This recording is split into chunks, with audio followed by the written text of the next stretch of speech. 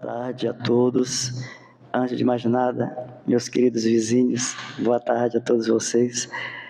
Iniciando a nossa noite, este vento que nos acolhe aqui da lateral, fazendo com que nossos sentimentos vão ficando cada vez mais brandos, mais doces, mais amenos, Os meus agradecimentos à direção da casa, mas também à direção espiritual desta casa, aos internautas em casa, o meu abraço caloroso, que Jesus nos abençoe hoje e sempre. É muito bonito a gente fazer obras.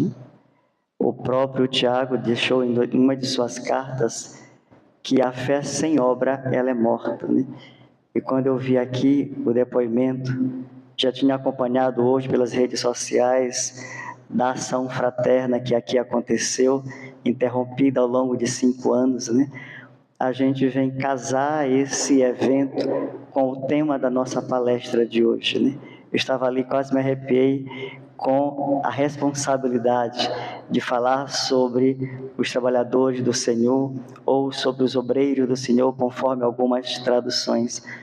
Mas isto que aconteceu aqui é exatamente o convite de Jesus a todos nós. Aqui foi uma ação conjunta, mas nada impede que cada um de nós, façamos isso que deve ser feito, que é para a gente poder compreender que nós somos os trabalhadores da última hora. Fomos convocados para que a gente possa fazer valer a lei divina, fazer valer a lei de amor, aquela que Jesus veio sintetizar e disse: olha, vou resumir para ti aqui. Ama a Deus de todo o teu coração e ao próximo como a ti mesmo. Talvez as duas a gente ainda não tenha noção muito clara do que seja isso, Mas todas as duas nos ensinam, nos caminham para o caminho da fraternidade. No Evangelho de Mateus, lá no capítulo 12, versículo 15 até o 20 mais ou menos, a gente vem olhar uma citação de Jesus. Jesus vinha ali de curar aos sábados, de curar o homem da mão mirrada, Como era proibido a cura ao sábado, Jesus apenas com a imposição do seu olhar cura aquele homem para dizer: não toquei em ninguém, Sabiamente, aquele mestre sabia o que fazer. Mais adiante ele vai falar daquelas espigas, arrancadas aos sábados, porque era proibido trabalhar aos sábados. E ele, juntamente com seus apóstolos ali passando por aquela plantação toda, sentindo fome, ele vai lá e recolhe. E ele foi repreendido por isso. Então vejam Jesus nos dando o exemplo da caridade em todos os instantes, fazendo com que o homem descubra que ele é o Senhor do sábado e não o sábado o Senhor do homem, mas ainda assim ele foi reprovado. E aí ele continua a sua trajetória. Muitos de nós vamos encontrar alguém dizendo: tu é bobo fazer essa caridade, dar alguns donativos, dar alguma espécie em dinheiro a alguém, sabe-se lá o que ele vai fazer, Essa é a pergunta que nós fazemos muitas das vezes, mas nos esquecemos que o que faz a mão direita não deve saber a esquerda, ou a esquerda a direita, tanto faz. O que Jesus quer dizer para a gente é que nós não fiquemos perguntando sobre o que nós mesmos estamos fazendo. A ação de dar tem que ser sempre constante, tem que ser sempre num sentido só, sem esperar a contramão, sem esperar a gratidão, sem esperar a recompensa. E aí Jesus fazendo isso, ele pede para que aquelas pessoas não contem a ninguém sobre aquela cura, até que se cumpra as profecias de Isaías. Essa profecia de Isaías diz o seguinte: eis aqui o meu servo, que escolhi, o meu amado, em que a minha alma se compraz. Porei sobre ele o meu espírito, e ele anunciará a justiça às nações. Não contenderá, não gritará, nem alguém ouvirá a sua voz pelas ruas. Não quebrará o caniço rachado, e não apagará o pavio fumegante, até levar a justiça ao triunfo. E no seu nome os gentios esperarão. Então, muitos séculos atrás, o Isaías faz essa profecia, E Jesus, nesse momento, ele faz lembrar, né, que naquele instante ele estava fazendo se cumprir as profecias, que naquele instante ele estava fazendo com que os homens compreendessem sobre a fraternidade. E desde então Jesus vem lutando, convocando a todos nós, para que nós sejamos verdadeiramente esses trabalhadores do Senhor. O trabalhador da última hora não é só aquele que trabalha no momento da convocação, mas é aquele em que, ao longo do dia, em aparecendo as oportunidades de redenção e de ajuda fraterna, ele ali se põe a trabalhar, que era o que Jesus estava fazendo. Ali ele interrompe o repouso para que ele possa trabalhar. Muitos de nós ainda não querem interromper o repouso para ir entregar uma sopa, para vir à ação fraterna, para fazer qualquer coisa, porque vai sempre alegar que o corpo físico está cansado. Tudo bem, o corpo físico cansa, precisamos repor as energias, porque enquanto vestido desse corpo precisamos recuperá-lo. Mas o que nós precisamos alimentar e proteger é o espírito que está habitando aqui dentro provisoriamente.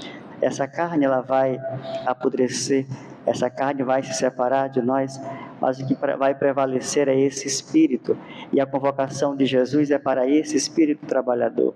O espírito é incansável, nós sabemos disso. Ainda que pensemos que estamos repousando, descansando à noite, o nosso espírito está desdobrado, convocado pelas excelsitudes para o trabalho. Então, esse espírito não para de trabalhar, né? É o tempo todo. A gente não somente faz a caridade, não somente somos obreiros do Senhor aqui no plano físico, como principalmente somos trabalhadores desdobrados. O plano espiritual está cheio de trabalhadores. Nós, aqueles que professamos a doutrina dos Espíritos, que já compreendemos essa convocação, já sabemos que o Espírito não para de trabalhar. Basta que nós lembremos o que foi que Jesus falou. Meu Pai trabalha até hoje, eu também devo trabalhar. E nós devemos trazer para todos nós essa mesma citação. Se meu Pai trabalha até hoje, se Jesus trabalha até hoje, eu também devo trabalhar, porque nós somos esses obreiros do Senhor. E essa convocação de Jesus vem de muito tempo. Quando nós começamos a olhar toda a história que está ali no Antigo Testamento, a convocação dos profetas, a convocação, as profecias que estavam ali alicerçadas, toda a base dessa doutrina, nós ainda não conseguimos compreender que o nosso trabalho já é tardio, que nós precisamos renunciar a alguma coisa de nós mesmos para poder fazer com que a obra do Senhor continue. Nós conseguimos ver Moisés, que teve ali sobre a regência do faraó, criado ali em berço egípcio, mas quando ele descobre seu sangue hebreu, quando ele descobre a necessidade da fraternidade, ele abandona tudo e vai fazer com que todos aqueles hebreus saiam daquele cativeiro. Imagine o que é alguém renunciar a todas as suas posses. Imagine o que é alguém compreender em fazer uma escolha entre o seu conforto e entre o conforto daqueles que precisam da sua ajuda. Esse é o trabalhador, é o operário do Senhor. É esse comportamento que Jesus espera de cada um de nós. Mas será que nós estamos preparados para fazer essa renúncia dessa acomodação, desse comodismo? É anunciar os nossos sentimentos egóicos, os nossos sentimentos que dão margem aos nossos caprichos. Será que nós já conseguimos fazer tudo isso? E ainda que Moisés tivesse feito isso, nós vamos encontrar mais adiante, quando ele sai ali, uma educação que não foi um castigo, passar 40 anos no deserto, exatamente por conta da rebeldia de todos aqueles que se acostumaram, ou melhor, que se mal acostumaram aos princípios egípcios. Então, para que eles pudessem se corrigir, Deus dá uma sentença, que eles passassem 40 anos no deserto, até que aprendessem, e que estariam ali sobre as regras ditas por Moisés. Nós hoje estamos aqui de certa forma, passando por uma sentença, até que nós possamos realmente compreender qual é o nosso papel enquanto ser reencarnado, qual é a nossa missão. Todos nós queremos saber, né? Qual é a nossa missão, porque damos um valor grande a isso, quando na verdade a nossa missão é trabalhar, é servir, é fazer com que o outro sinta menos dor do que aquela que eu sinto, é fazer com que o outro sinta mais alegria em viver, que nós possamos dar esperanças àqueles que ainda não têm nenhuma ou que minguaram por alguma razão de fatos que aconteceram nas suas vidas. Nós somos esses obreiros do Senhor, que estamos buscando o espaço para trabalhar, mas o espaço está aí. O próprio Jesus disse, né? A seara é grande, mas os tarefeiros são poucos. Mas aí os anos se passaram e teve que vir Jesus para arrumar tudo isso, porque muitos dos profetas não foram ouvidos, outros tantos foram mortos. E aí Jesus mesmo disse, não, agora é a minha vez de ir, sou eu que vou descer e ensinar esse povo todo a amar. E ele esteve conosco, renunciou às esferas altas. Não imagine o que é alguém sair da sua regência naquelas excelsitudes para vir até a terra para dizer assim, ei, coração amigo, eu te convoco ao trabalho. Ainda tem muitas áreas, searas para trabalhar, né? Muitos ainda precisam de nós, porque Jesus nos deu o pontapé dessa fraternidade. Agora a responsabilidade é nossa. Quando a gente vê esta casa com toda essa estrutura, quando a gente vê o quanto ela cresceu ali, com os seus trabalhos construídos por cada mão que aqui passou e ainda passará por muito tempo, a gente vê a beleza de todo esse trabalho, uma beleza que foi intuída por aquele que primeiro colocou o tijolinho e aquele que continua colocando ainda a sua contribuição aqui dentro. Quando a gente vê o local onde ela está instalada e o respeito que todo em derredor mantém sobre esta casa, a gente pode dizer com certeza, aqui há trabalhadores, aqui há aqueles que confiaram em Jesus e aceitaram a promessa de um dia serem felizes, porque nós ainda não estamos felizes, não somos felizes ainda, o que nós sentimos ainda está muito distante dessa felicidade prometida por Jesus. Mas é certo em que talvez a gente não tenha conseguido escutar a mensagem de Jesus, ao ponto de nós termos levado ele à crucificação. Poucos compreenderam a sua mensagem. Até mesmo seus próprios apóstolos ficaram reclusos, com medo, porque não sabiam o que fariam dali em diante, porque se sentiam órfãos, porque não sabiam como tocar a vida adiante. E nós às vezes nos sentimos assim, porque queremos ver a presença de Jesus materializada ao nosso lado, para saber e ter a coragem de trabalhar. Nós ainda precisamos de alguém nos convocar, ei, vem aqui, né? Vem para cá, vem fazer uma ação de trabalho. O que tu sabes fazer e oferece a tua mão de obra para essa comunidade. Nós ainda não conseguimos chegar à rua e dizer assim, onde eu posso trabalhar, né? Onde eu posso servir ao Cristo, porque nós somos esses operários do Senhor, nós somos esses trabalhadores do Cristo, nós já somos os trabalhadores dessa última hora.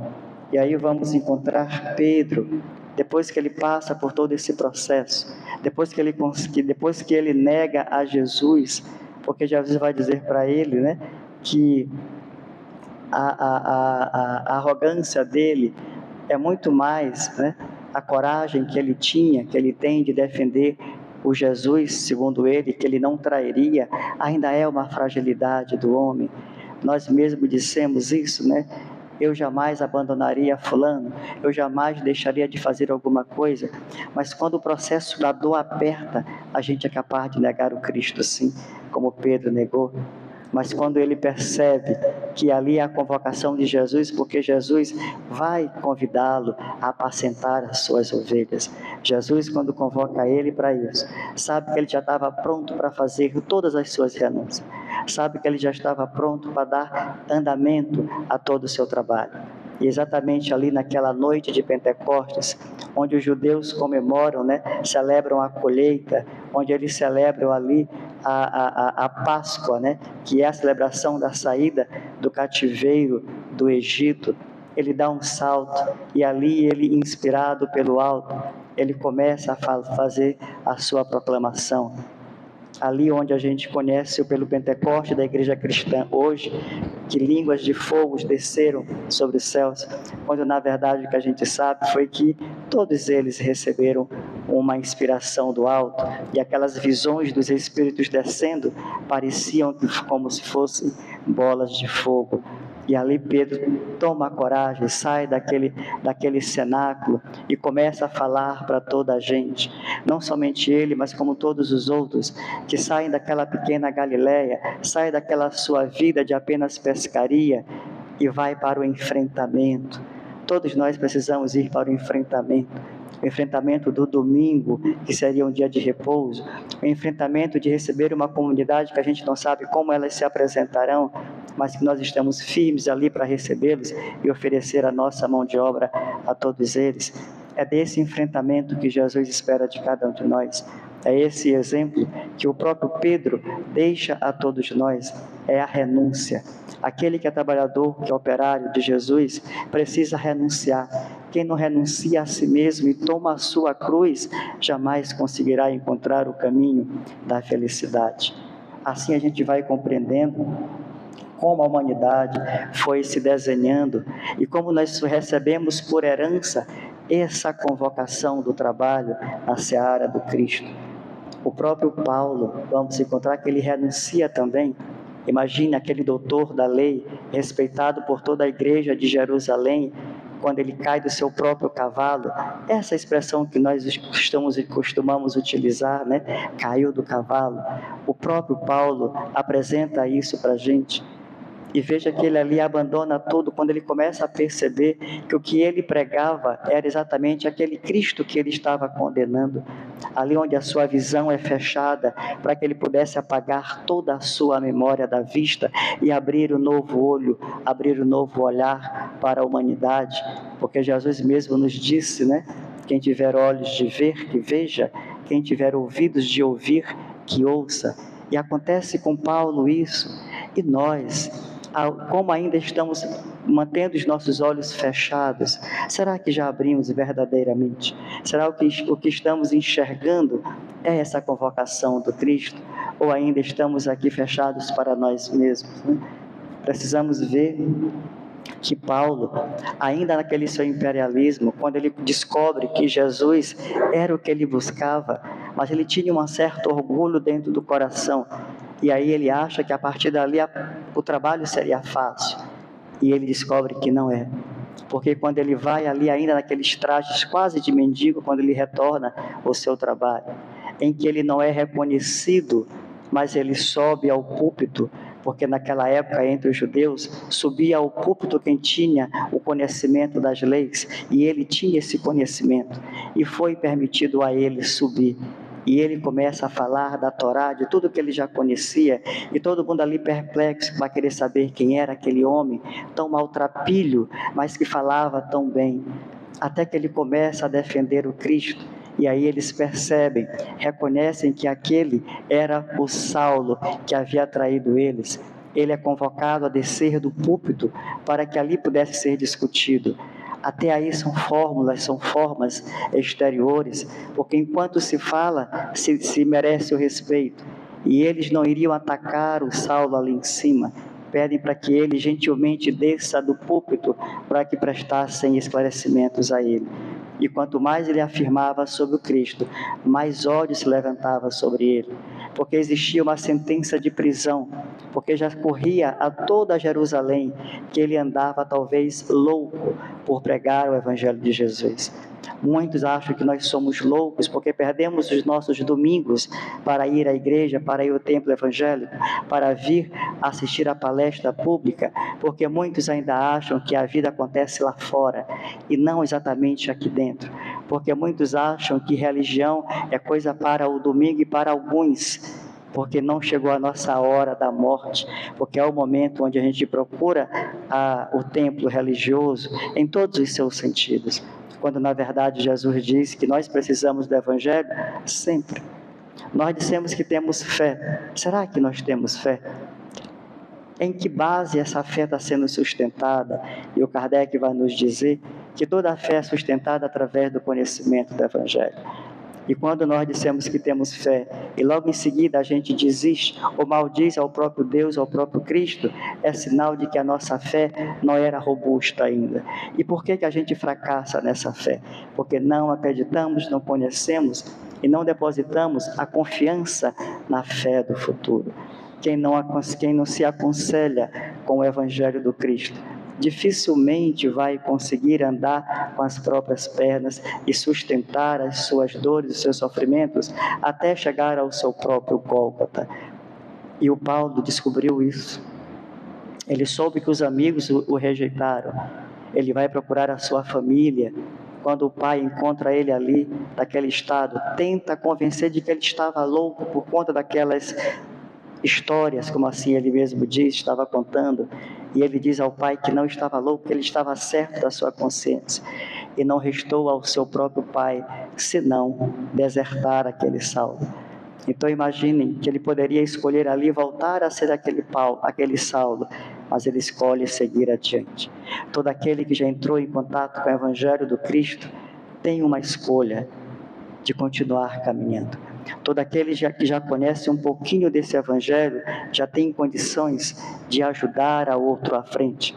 Todos nós somos esses obreiros. Se nós já ouvimos a menos a palavra Jesus, nós já podemos cativar outros corações, né? É isso que Jesus espera de cada um de nós. O Paulo nos trouxe esse exemplo de renúncia, e a própria Abigail vai ensinar para ele mais adiante sobre trabalhar, sobre perdoar, sobre servir e sobre esperar, principalmente esperar. A gente não quer trabalhar, a gente não quer servir e a gente não quer esperar. A nossa pressa é para ontem, e é verdade. Nós hoje, a essência do ser humano é ansiosa. A gente vive com ansiedade, alguns em graus mais elevados, outros em graus menores. Mas o porquê a presença dessa ansiedade, senão a nossa consciência cobrando a nossa elevação? Nós sabemos que estamos atrasados, nós sabemos que já morremos muitas outras vezes e que fomos cobrados pela nossa obra e nós não conseguimos apresentar um bom currículo retornando à pátria espiritual. Por isso a gente tem essa ansiedade natural e muitas das vezes a gente materializa isso nas coisas do dia a dia, nas coisas materiais, mas na verdade o foco, a causa disso tudo é o nosso compromisso de crescer e que às vezes a gente apaga esse compromisso por conta desse corpo pesado que o mundo de provas e expiações ainda alimenta. Precisamos saber que, se não renunciarmos a tudo isso, não conseguiremos ser esse obreiro sincero, fiel, que o Cristo espera de cada um de nós. E somos nós, hoje, a sair do nosso mundo para poder ajudar ao Cristo. Muitos cristãos ainda esperam a vinda do Senhor, mas que vinda se Ele não foi, se Ele se encontra presente em nossos corações? Se a todo momento Ele está convocando e dando um sacolejo na gente, ei, acorda, né? Hoje tem palestra, vai lá, ei, acorda. Hoje tem ação de trabalho, ei, acorda, vai lá e leva uma roupa, vai ter um bazar que a casa vai oferecer. A gente está sempre sendo buscado para essas ações, que não são ações da casa, não são ações nossas, mas são ações do Cristo. Porque todos nós somos trabalhadores, antes de sermos trabalhadores da casa, nós somos trabalhadores do Cristo. Todos que aqui estão trabalhando para o Cristo, e por estarmos trabalhando para o Cristo, devemos suportar todas as indiferenças, que nós sabemos que isso aqui é uma família, que existe família em todos os cantos, e que elas não são diferentes. Alguns se amam, outros se odeiam, alguns outros se suportam. Mas quando a gente lembra que o trabalho que fazemos é o trabalho do Cristo, a gente deixa todas essas indiferenças ao lado. A gente dá as mãos, assim como essa gravura que está aqui, ao redor da terra, se unindo em paz, se unindo em amor. Isso aqui é uma imagem para a gente ficar olhando e internalizá-la e perguntar em que parte da circunferência da terra nós nos encontramos. De quem que eu estou segurando com a mão esquerda? de quem que eu estou segurando com a mão direita? Aonde é o espaço onde eu preenchi uma lacuna necessária para o trabalho? Isso é ser o trabalhador da última hora. Isso é ser o obreiro verdadeiro do Senhor. E aí a gente tem um capítulo, o capítulo 20, que trata exatamente desses trabalhadores da última hora, que é de onde foi extraído, e a gente já está falando o tempo todo desses obreiros, né? Que Kardec traz exatamente para a gente compreender os trabalhadores da última hora. A gente não vai falar naquela citação evangélica, que ela é bem extensa, né? Todos nós conhecemos, onde aquele senhor sai de madrugada, sai na 3ª hora, na 4ª, na 9ª, e ele assalaria todo mundo com o mesmo dinheiro, com o mesmo denário. Então, aquela primeira hora, que é a da madrugada, é a convocação. A gente pode remeter essa citação aos primeiros que aqui chegaram, que foram os hebreus. Quando a gente estuda as obras de Emmanuel, a gente vai ver que Jesus, numa assembleia, antes da construção da terra, foi ter com o Espírito da sua mesma envergadura para decidir os destinos do mundo. E ali naquele planeta que estava passando por uma posição que o nosso passa hoje, ele convida os reprovados para vir e habitar nessa terra. E eles ainda recusam, porque acham que vão fracassar. E Jesus diz: não, vocês vão, porque vocês já têm o contributo da intelectualidade, e eu os ajudarei a desenvolver o lado moral. Então eles todos vêm para cá, e nós conhecemos por que na antiguidade algumas obras não se consegue descobrir hoje como elas foram construídas, como aquelas filosofias foram trazidas, que parece que elas são atuais o tempo todo, mas eram espíritos primeiros, eram os primeiros habitantes, era um período onde a humanidade estava ali ainda nos primeiros séculos, antes do Cristo. Aqueles são os primeiros, os que foram convocados e que não apresentaram nenhuma justificativa.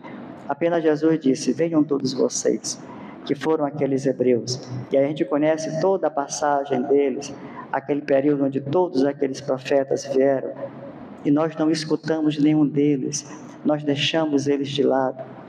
A própria parábola vai dizer que Jesus saiu à 3ª, à 4ª, à 6ª hora, que o Senhor, saiu nessas outras horas, e que isso aconteceu do mesmo jeito. Nós vamos perceber que mais adiante Jesus volta para cá e convoca todos nós, mas nem todos conseguiram compreender o convite de Jesus.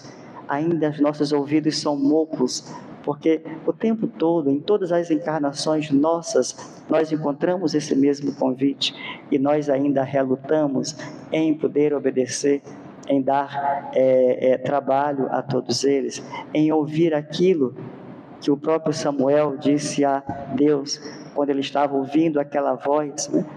Ele via uma voz dizendo: Samuel, e ele se levantava e procurava, não sabia de onde vinha, deitava de novo. Depois aquela voz, outra vez, dizia: Samuel, e ele não conseguia compreender, até que o sacerdote da época disse para ele: quando você ouvir de novo essa voz, apenas diga: sim, Senhor, estou aqui. É essa a resposta que Jesus espera de cada um de nós. A resposta que Samuel deu a Deus na hora que ele conseguiu compreender o recado, quando ele disse: sim, Senhor, estou aqui. Será que nós já estamos dando esse sim a Jesus? Será que nós já estamos dando esse sim a Deus? Ou ainda estamos brincando? Ou ainda estamos esquecidos desse mundo que é muito belo, e ele foi criado com essa beleza para talvez entorpecer a gente, para daí a gente tirar o nosso próprio testemunho, para aí a gente dar o nosso testemunho a Deus, onde nós descobrimos que não viemos buscar essa comodidade, mas viemos buscar o trabalho, viemos arregaçar as mangas. O obreiro do Senhor sabe reconhecer o chamado, sabe dizer: sim, Senhor, estou aqui, o que queres que eu faça? Disse Paulo, né?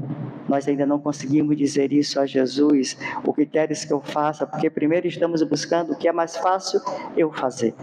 Talvez nós saibamos exatamente qual seria a resposta de Jesus, então a gente experimenta nem perguntar, porque talvez a resposta vai exigir de cada um de nós a renúncia, e vai realmente, mas nós não estamos prontos. E aí a gente prefere não dizer sim, Senhor, estou aqui, e muito menos dizer o que queres que eu faça. Mas os obreiros do Senhor já sabem ouvir tudo isso, nem precisa o chamado. Ele sai às ruas e faz o que tem que ser feito. E aí na 10ª hora é que chegam aqueles quando o Senhor pergunta: o que vocês fazem aí? E eles respondem: ninguém nos assalariou. Então veja a construção da parábola de Jesus. Alguns são trazidos no escuro na primeira madrugada, os outros disseram que não estavam sem fazer nada. Já os últimos disseram que estavam esperando uma convocação. Nós dissemos isso para Jesus antes de reencarnarmos. Estamos esperando a nossa hora. Nós somos esses trabalhadores da 10ª hora da convocação daquela parábola do Senhor.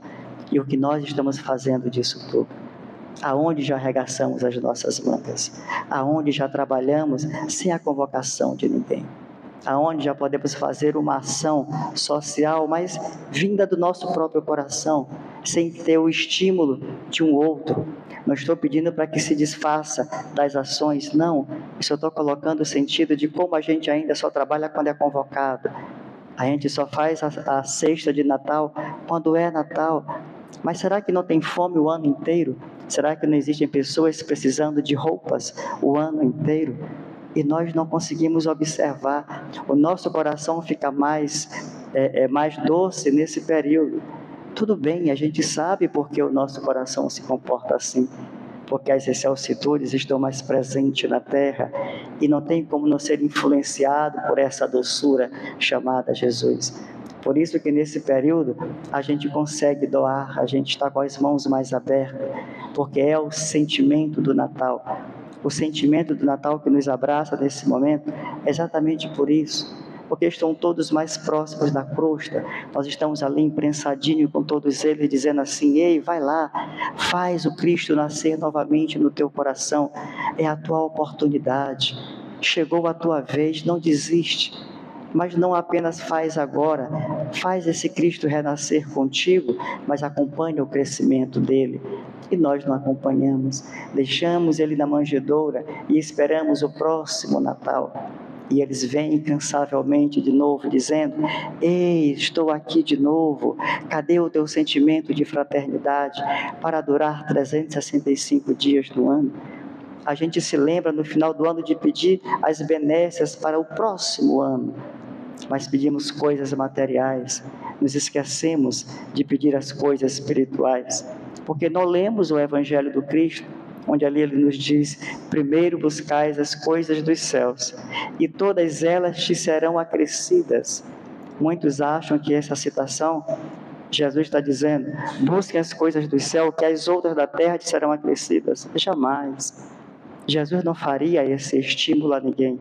A convocação dele é para o reino, não é para esse mundo aqui, porque ele nos disse: o reino dele não é daqui.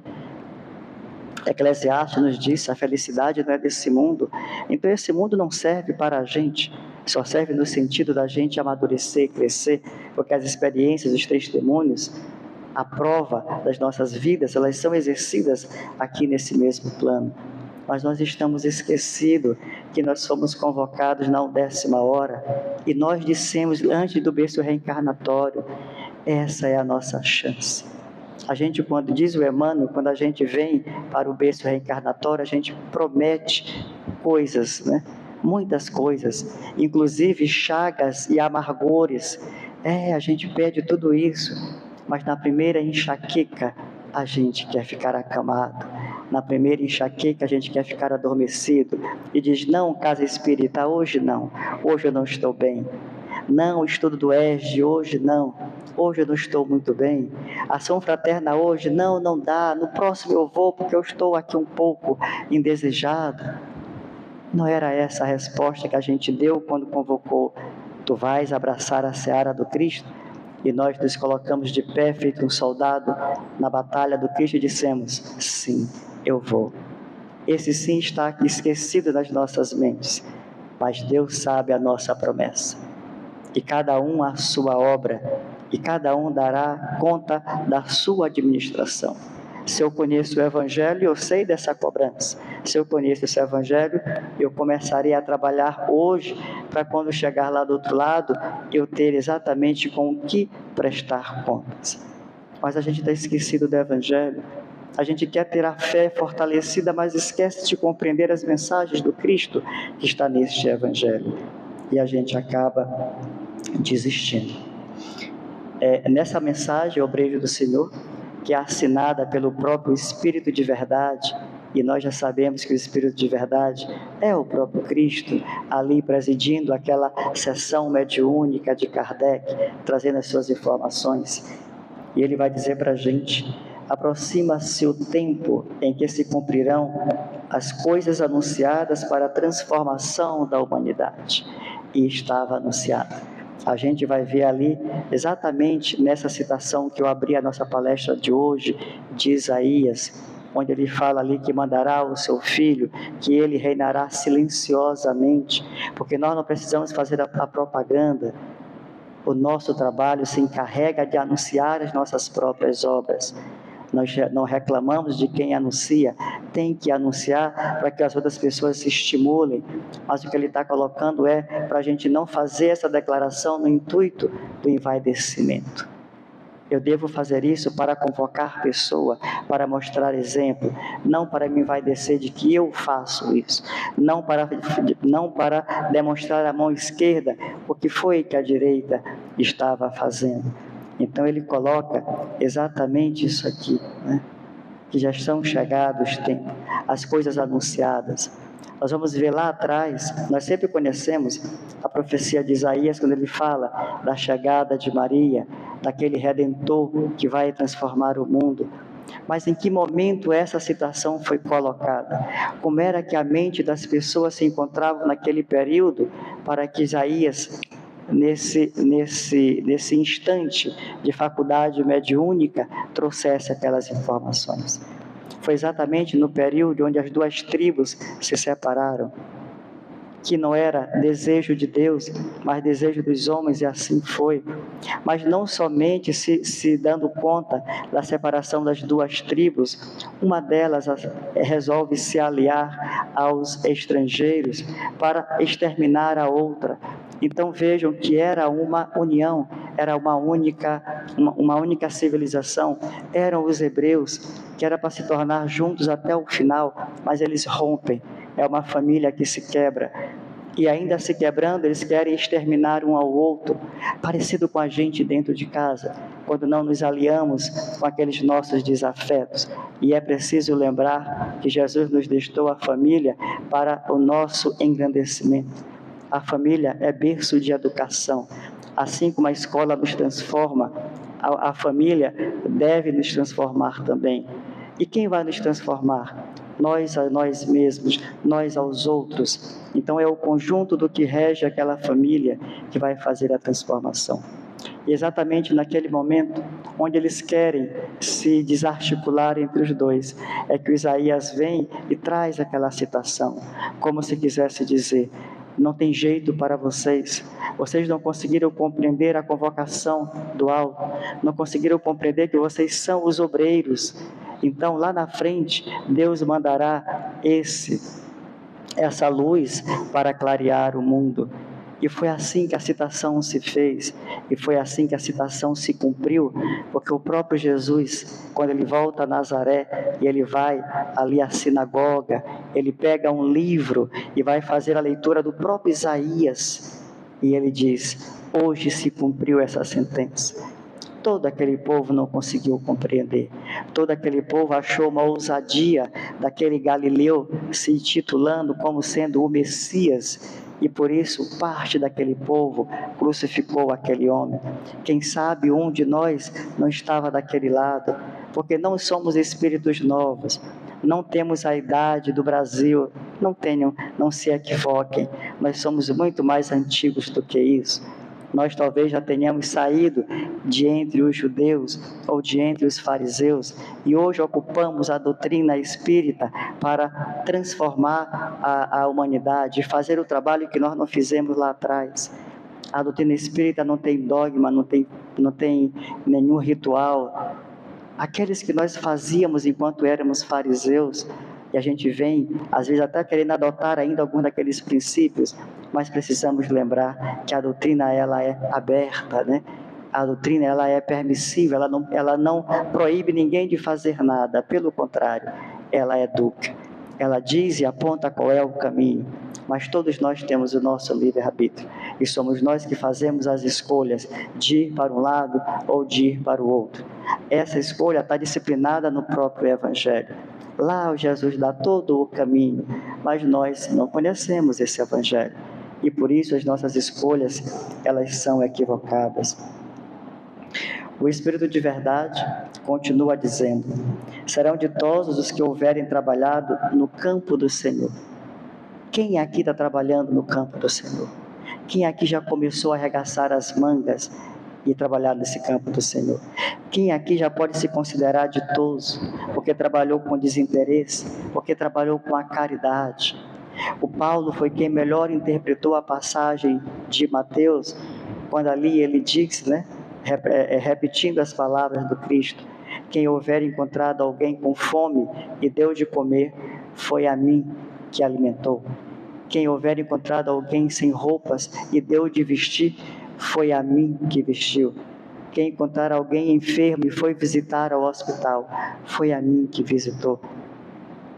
E ele diz mais, completando essa citação, que todos aqueles que fizeram por ele, passam para o lado direito, e todos aqueles que viram alguém com fome e não alimentou, que viu alguém nu e não vestiu, que viu alguém doente e não visitou, que viu alguém preso e não foi aos cárceres, passa para o lado esquerdo.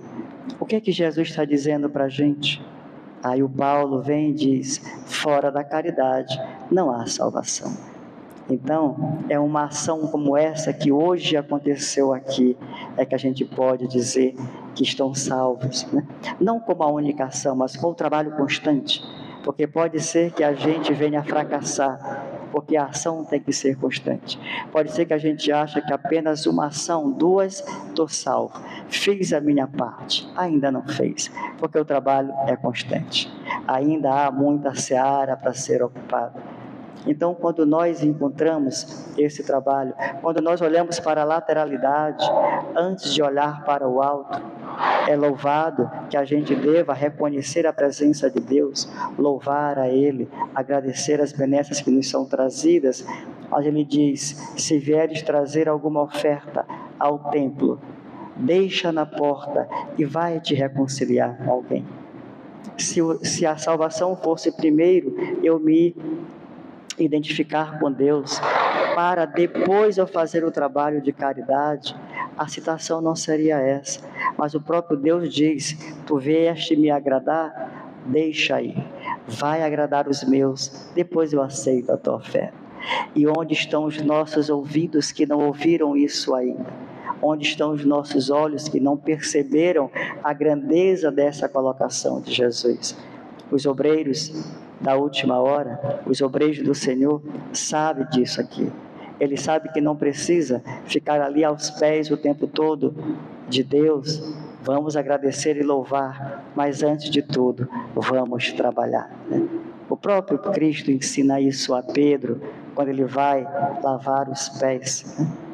E o Pedro, como ele era muito orgulhoso, ainda que humilde, ele diz: não, Senhor, tu não vai lavar os meus pés. Essa passagem do Pedro nos explica Humberto de Campos, que não era somente porque era o Senhor que estava lavando os pés dele, é porque ele era um homem que jamais se abaixaria para lavar os pés de alguém. E Jesus diz para ele: se não me deixares lavar os teus pés, ou seja, se não me deixares ensinar a ser humilde, tu não vais aprender a servir, e tu não terás parte comigo. E aí a resposta de Pedro é: então, banha-me desde a cabeça. Aí Jesus corrige ele de novo: aquele que já tem a cabeça lavada não precisa ser lavada novamente, mas os pés. O que Jesus quer dizer isso? Ele chama a atenção da gente, porque nós já temos o Evangelho na cabeça, e ele diz: tu que já tem o Evangelho na cabeça, não precisa de mais nada, mas eu preciso lavar os teus pés, para que tu possa andar e executar e exemplificar esse Evangelho. Então veja que Jesus, em todo instante, Ele convoca a todos nós, em todo instante Ele diz que nós estamos prontos, que nós já somos esses obreiros, e a gente ainda não consegue escutar, a gente ainda relaxa, deixa para a próxima encarnação. Cuidado, pode ser que a próxima encarnação não seja desse plano, porque nós somos os convocados da última hora. Lembre o que Jesus disse: última hora, trabalhadores da última hora. Não terá uma próxima hora, senão para aqueles que terão feito toda a caridade à sua vida, que darão um passo adiante, que continuarão habitando este planeta. Mas aqueles que atrapalharam o andar dessa terra serão convocados, mas para trabalhar no outro planeta, no outro momento. E lá, o Evangelho mesmo diz: sentirão dores e ranger de dentes. O que Jesus quer dizer com isso não é que o dente vai se acabar rangindo, mas é que no mundo inferior ao da terra, as dores são mais intensas. Se a gente acha que as dores aqui são intensas, que os sofrimentos ainda assolam toda a humanidade, tenham certeza, está dando para pegar fraca aqui, tenham certeza de que vai ser muito mais duro. Então, obreiros da última hora, saibamos trabalhar no campo da caridade, né? Seus dias serão pagos, né, pelo cêntuplo, e é verdade. Se a gente trabalha no campo de servir, nós seremos recompensados ainda nesta terra. Aqueles que não trabalham, porque preferiram os seus sentimentos egóicos, preferiram não renunciar, já têm a sua recompensa. Os orgulhosos têm a sua recompensa de serem orgulhosos, de serem reconhecidos por uma multidão.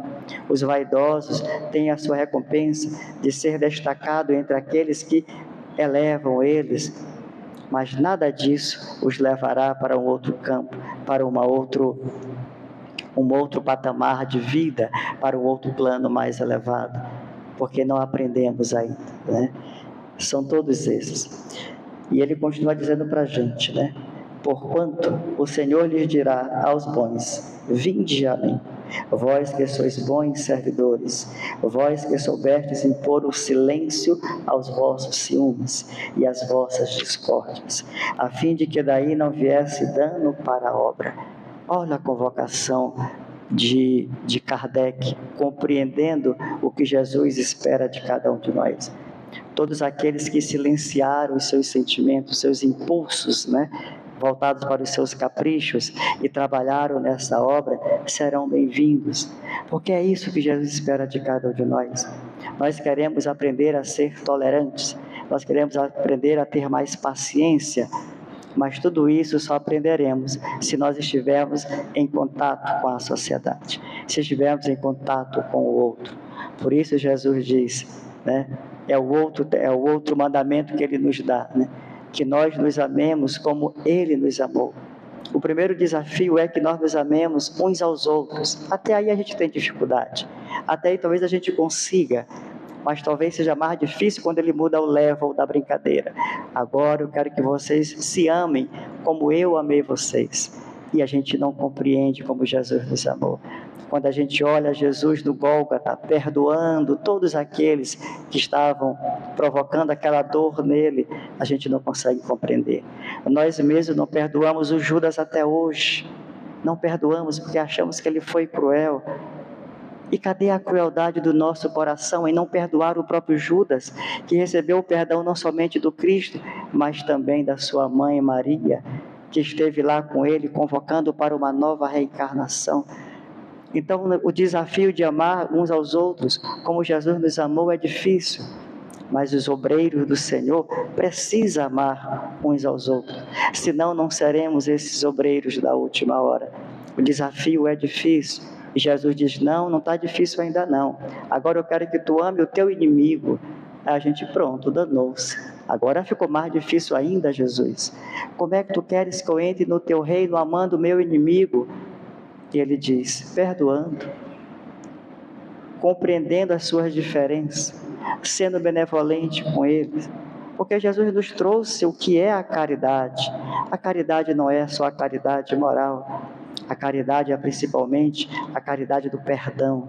a caridade de compreender os erros do outro, a compreender as escolhas do outro. Isso é caridade, isso é estar com Jesus, isso é ser obreiro do Senhor. O Emmanuel nos traz uma outra caridade, a caridade do pensamento, porque nós não temos mais coragem de agredir o outro, mas o nosso pensamento flui, que é uma beleza.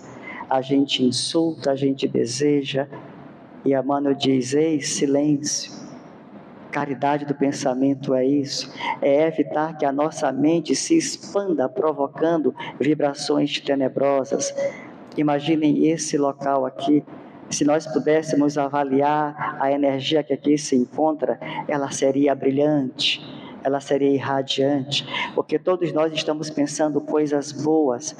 Mas imagine se estivéssemos em um outro local, estivéssemos pensando em culpar alguém, estivéssemos pensando em agredir alguém, estivéssemos desejando o mal para alguém, a energia seria diferente, porque nós somos dínamos o tempo todo, nós produzimos energia, e a energia do ambiente é a energia que nós produzimos. A energia daqui está brilhante, mas quando nós não exercitamos a caridade do pensamento, nós baixamos a vibração. E pensamos que eu estou aqui pensando comigo mesmo, ninguém sabe, nem o meu desafeto não sabe o que eu estou pensando, mas a espiritualidade sabe. Por isso que o Emmanuel diz: tenha cuidado com o que você pensa, porque o que você pensa, você acaba desenhando em volta de você mesmo, e talvez você encontre alguém que te incite a materializar aquilo. Temos inimigos em todos os lados, não só no mundo físico, mas principalmente no mundo espiritual. Nós deixamos muitos desafetos lá, e às vezes nós somos atacados por algum sentimento que nos desagrada, ou por algumas enfermidades que nos acometem, alguma dor, algum sofrimento, e a gente se pergunta: mas por que eu, Jesus, eu fui tão bom a vida inteira? Tu foste bom a vida inteira nesta vida, mas tu muito que já descumpriste o meu evangelho lá atrás. E quando a gente se lembra desse descumprimento, a gente aceita a dor com mais tranquilidade. A gente vai buscar a cura, claro, faz por ti que o céu te ajudará. Não é porque eu estou pagando alguma coisa do passado que eu não mereça uma misericórdia. Essa misericórdia pode vir hoje, essa misericórdia pode vir da casa que está te auxiliando no tratamento espiritual. Mas saibamos lembrar que é no coração que nós devemos limpar. Saibamos lembrar que o obreiro precisa estar com o coração puro para amar Deus de todo o coração. Aquele que diz que ama a Deus, mas que odeia o seu inimigo, não está amando Deus. Porque a exigência é amar com todo o coração, e a gente ainda divide o nosso coração. Aqui eu boto o papai, aqui eu boto a mamãe, aqui eu boto Deus, aqui eu boto meus filhos, e desse lado eu boto meus inimigos. A matemática não fecha. Precisamos preencher o espaço todo. Por isso, meus amigos, os obreiros do Senhor é aquele que precisa renunciar. Os obreiros do Senhor é aquele que aceitou a convocação na última hora, é aquele que já consegue compreender que a salvação é dentro da caridade, é aquele que consegue compreender que não adianta eu levar as minhas ofertas ao templo, porque o próprio Jesus disse: olha, tu vales mais do que 2 pardais, porque 2 pardais era a melhor oferta que se fazia naquela época no templo judaico, para a direção dos nossos pecados. E Jesus vem e diz assim: ei, vem cá, deixa eu ter um pé de orelha contigo. Não precisa disso. Não é oferecendo uma rolinha, 2 pardais ou uma vaca malhada, que era o maior presente da época, que tu vais ter o teu perdão doado. Misericórdia eu quero, foi o que Jesus disse no Evangelho de Mateus. Ele está pedindo para cada um de nós: misericórdia eu quero que tu tenhas misericórdia com o outro, com o teu familiar, com o teu amigo, com o teu desafeto. O obreiro da última hora sabe exatamente o que é essa convocação. Chico costumava dizer que ser espírita não é para todo mundo, e não é mesmo. Ainda que a gente não tenha a obrigação de fazer a mudança, né? Tem que ser isso aqui hoje, não dá. Mas o que a gente precisa é iniciar, é dar um passo diferente, é fazer novas escolhas, é fazer como Santo Agostinho fez. quem eu ofendi hoje, quem eu não consegui atender hoje. Se a nossa consciência não responder nada, nós teremos o travesseiro tranquilo.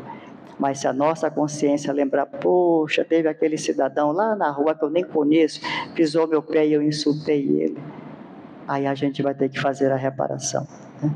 Talvez eu não encontre mais aquela pessoa que eu pisei o pé e não pedi desculpa, mas talvez eu encontre alguém que vai pisar o meu pé e eu vou dizer assim, agora eu estou pagando aquele pisão que eu dei. E ainda sendo pisado, a gente vai dizer, ei, desculpa, porque eu passei no teu caminho, né? Para ver se o peso da dor diminui. É isso que nós estamos esperando a todos nós, né? Para finalizar o nosso trabalho, o Emmanuel tem uma mensagem chamada Riscos e Deveres, que bem no finalzinho ele diz o seguinte: salientemos a expansão do pessimismo e do desespero. Entretanto, é razoável indagar de nós mesmos qual é a nossa contribuição para que semelhantes calamidades se façam extintas. Compreensível a nossa perplexidade diante de certas manifestações de violência nas paisagens sociais. Não nos será lícito esquecer que nos achamos todos na hora da mais intensamente oportunidade de redenção, de compreender e de servir. Com essa mensagem, eu deixo um beijo no coração de todos vocês e até a nossa próxima oportunidade. Muito obrigado.